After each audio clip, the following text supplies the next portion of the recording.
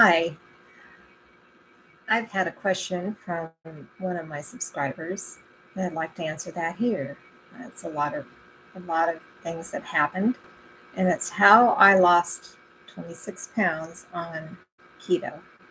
And I need to add that it's really a healthy version of keto, what I consider to be healthy, because it's not the kind of healthy where you do intermittent fasting with it, and then during your window of eating time you eat whatever you want. I was already having so many physical issues, health issues were piling up, and I was insulin resistant. And now I'm getting back to insulin sensitive, which can be confusing, but we'll go into that sometime. But how I started in January was that I watched a whole bunch of videos by different people on how to do keto, like various doctors. So, and I'll put a link to their accounts in the notes below. But anyway, um, I started out by just going 2 weeks or so to get off of sugar and stopping all snacks, which was really hard to do. I didn't have my electrolyte drink yet at that time, so it was harder than it really needed to be. It would be helpful if you would try to have everything in place, plan your meals, and have an electrolyte drink that does not have maltodextrin in it. This can sabotage you. Just keep in mind that any fast is, if it's 14 hours long, that is a fast. So what I ate was, since I had been mostly vegetarian for many, many years of my life, I still was a little bit leery of using beef at that time. Now I've incorporated using hamburger. I haven't yet got a steak, but that's because I don't seem to have access to the kind of steak that I'm looking for, which is grass finished, not just grass fed, grass finished, because I've been told that they're tender, they taste good. And I can remember as a child just sitting there, I was always the last one at the table, chewing and chewing and chewing. I thought I would never get up off that, away from the table. So anyway, I was pescatarian at the time I started this. So it isn't very often. In fact, I never did actually cook fish, but I was known, I would have been known to have used a little bit of tuna fish. I don't prefer that without my mayonnaise. I confess I'm a Miracle Whip girl.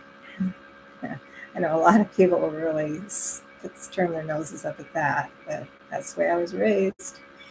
Anyway, so I would eat nuts, nut butters, cheese, cottage cheese, yogurt.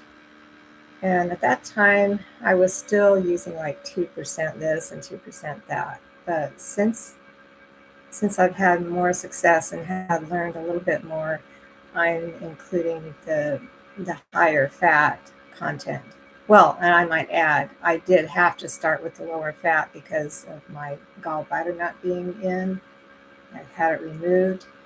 And by the way, if you've had your gallbladder removed, if you don't get control of your insulin resistance, 20 years after you've had your gallbladder out, you could come down with diabetes. In fact, it's very, very likely.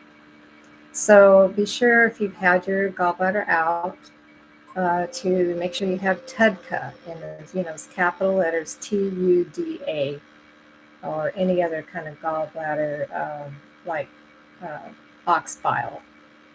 So, and I wanted to try the TUDCA. Since then, I've had some bile salts. It's all good. Any digestive aid you can take would be helpful. I could not even digest meat to begin with. So when I started out with beef, I couldn't even digest it. It just sat in my stomach.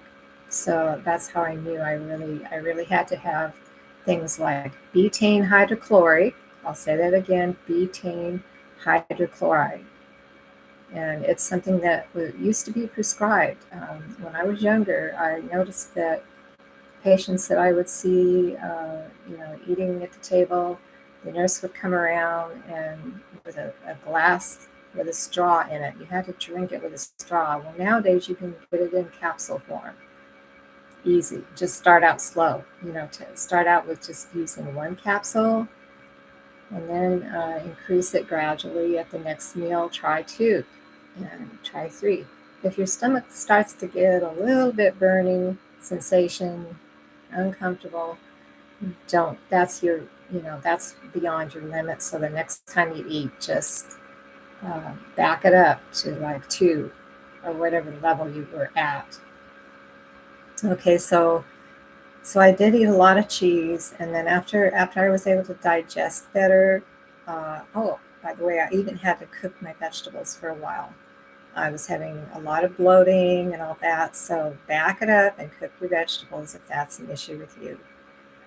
So then, once I could eat fresh vegetables and I could digest that and the meat, I was really good to go. So this was a lot of trial and error, so that's why it took me so long. But I'm sure that if somebody had put this puzzle together a little faster than I did, you could go a lot faster. So yeah, just make sure you have nuts on hand. Make sure you have plenty of spinach, and you can, to make it safer to eat spinach. You've probably heard all about how unsafe it is to eat spinach and eat greens and all that kind of kale, especially kale. We're hearing all this about kale, but make sure that you wilt your spinach, and that way you can get about 7 cups of, and don't cook them because you'll lose your potassium, but we actually need 4,700 milligrams of potassium every day, and we're really not getting it. But that will help to balance out. You'll lose water. I was starting to retain fluid in my legs at the end of every day. I knew it was time to go to bed and stop sitting here because my legs would just swell up.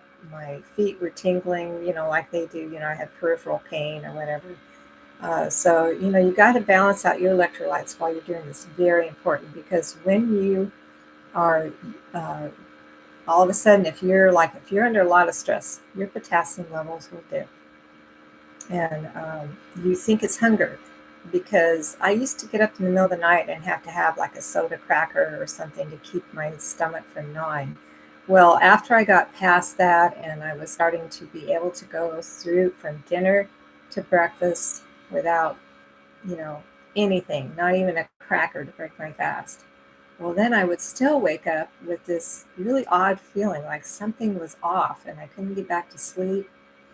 And I finally figured out that that was because my potassium levels were dropping. So I got so that I would really try to make sure that at my dinner time, I would get, most of my potassium for the day if I hadn't already, or do 50, between two meals. And by the way, to answer that question about how often I was eating, it was 2 meals a day. And I've got more to tell you about that. But anyway, so finally, when I started just keeping some, it's so hot here that I keep it in the refrigerator, but I'll keep my electrolyte and lemon. I put a little bit of salt, fresh lemon juice, and just keep that in my water bottle in the refrigerator. And if I just have to, or keep some by the bed with ice, whatever, so you don't have to open the bright refrigerator in the middle of the night.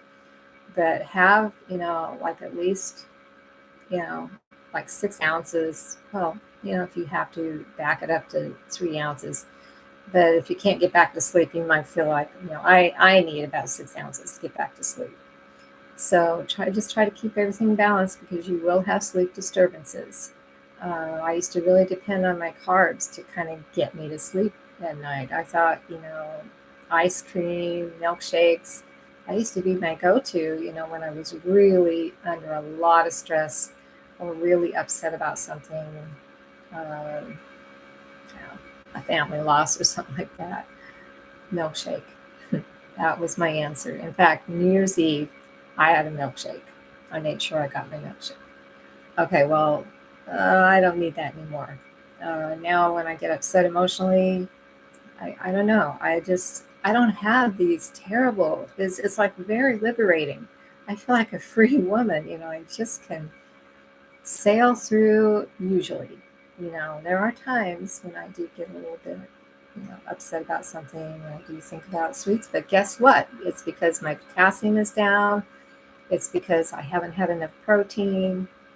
So yeah, back to the protein. I hope I answered that question because yeah, I don't usually like to eat chicken, but I would eat turkey slices. Now I'm eating bacon, and the only reason I can tolerate that, I was raised not to eat pork. The only reason I can tolerate that is because my dad would sneak little. It was my mom that had us on vegetarian. But my dad would sneak me little bites of bacon, and I would, dip in syrup, of all things. Okay, so I wrote. Okay, I was going to tell you more about that other question. I can't think of it now. Okay, well, this is my first cup of coffee for the day, by the way, because I'm eating. I start out with black coffee, and I know that's hard to do. Some of you, if you're not really skinny and you just want to do like healthy intermittent fasting, a real trick is a simple trick, is to just put a little pat of butter in your coffee, and that will help you to go, you know, bypass that hunger that's going to keep you from going one more hour or whatever. So, but some of you are already slender, or you're having health issues, and you just want to do something like intermittent fasting. Fine. Just there's little tricks. Just find out what works for you. Start out with lower fat and then increase it to more fat as you start having success. I found that I continued to lose weight. Maybe I even went faster after I kind of broke through a plateau here because, like you all saw, I lost 14 pounds. Well, that wasn't that long ago I was saying that, and now it's 26 pounds. So I hope I answered all the questions. As far as getting it, just make sure you get enough protein. There's plenty of information out there on what men need versus women. And if you're menstruating, you're still in your cycles, be sure that you look up. There's a lady doctor. I'll put her link below too. She talks about the time of the month. You can fast differently. You can eat differently. Your body's trying to tell you something. When you want more carbs, you can have carbs. Okay, but me, uh, no thanks. That just puts me back in insulin resistance. All right, I'll talk to you more later. Bye.